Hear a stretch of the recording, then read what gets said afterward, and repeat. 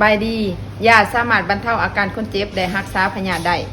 แนวใดก็ตามถึงแม้ว่ายาจะมีการพัฒนาที่ดีขึ้นได้แต่ก็บ่มีความหมายถ้าบ่สามารถให้ยาคนเจ็บที่ถูกต้องฉะนั้นเฮาต้องระมัดระวังที่สุดเนาะในการให้ยาคนเจ็บที่ถูกต้อง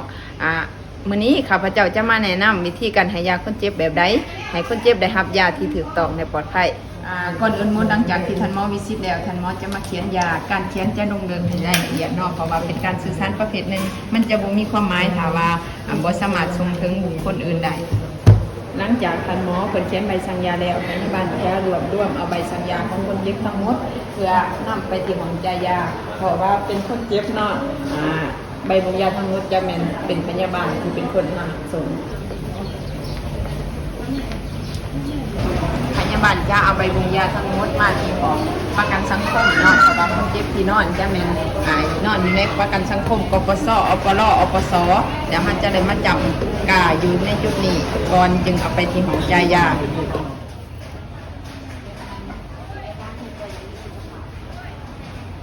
หลังจากที่ได้จับของประกันสังคมแล้วเนาะบ่งยาทั้งหมดก็จะใส่ซื้อนำมาส่งที่ห้องจ่ายยาจ้าหองไปราคายาซึ่งในนั้นจะมีพนักงานกันยาเพิ่นจะเป็นผู้รับบ่งยาจากที่ท่านหมอกันยาเพิ่นกะเตรียมยาเรียบร้อยแล้วเนาะเพิ่นจะได้เอามาไว้บรรจุไว้ที่โลของหน่วยงานนั้นแล้วเพิ่นจะได้มาซื้อของพนักงานพยาบาลอยู่หน่วยงานเดี๋ยวมารับเอายารักษาสัมพันธ์ทุกภายนอกมาเอายามาเบอร์14หลังจากที่ทางกันยาเพิ่นได้คือพยาบาลเพิ่นมารับยาแล้วเพิ่นจะได้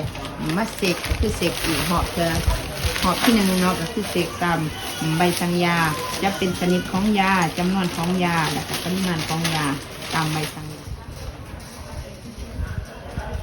หลังจากที่พยาบาลเพิ่นไปรับยามาหอดแล้วเนาะเพิ่นจะมาเสกคืนอีกหอบที่2เพื่อ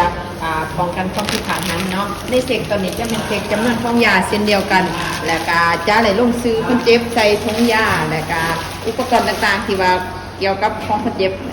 นี่แม่นการเตรียมยาให้คนเจ็บเนาะการเตรียมยาให้คนเจ็บก่อนจะไปซักให้คนเจ็บก่อนอื่นมุดต้องได้เบิ่งตามปืนซักยาซึ่งในปืนบันทึกการซักยาจะมีการระบุมุ่งระบุโลยาที่จะให้กับคนเจ็บนั้นเนาะ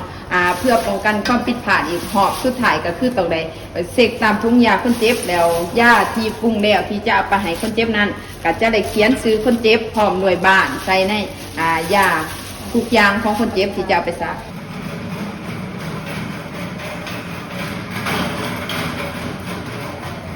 หลังจากที่นำยาที่ปรุงแล้วมาหอนของคนเจ็บเนาะเพื่อระบุหรือว่าเพื่อป้องกันความผิดพลาดอีกเทื่อนึงพยาบาลเฮาจะได้ระบุซื้อคนเจ็บโดยที่ให้คนถามคนเจ็บถามซื้อแล้วก็ถามบ้านคนเจ็บเนาะตามที่ยาที่เขียนมาในยานั้นเจ้าสบายดีในนามบุคลากรทางการแพทย์พวกเฮาได้รับความไว้วางใจ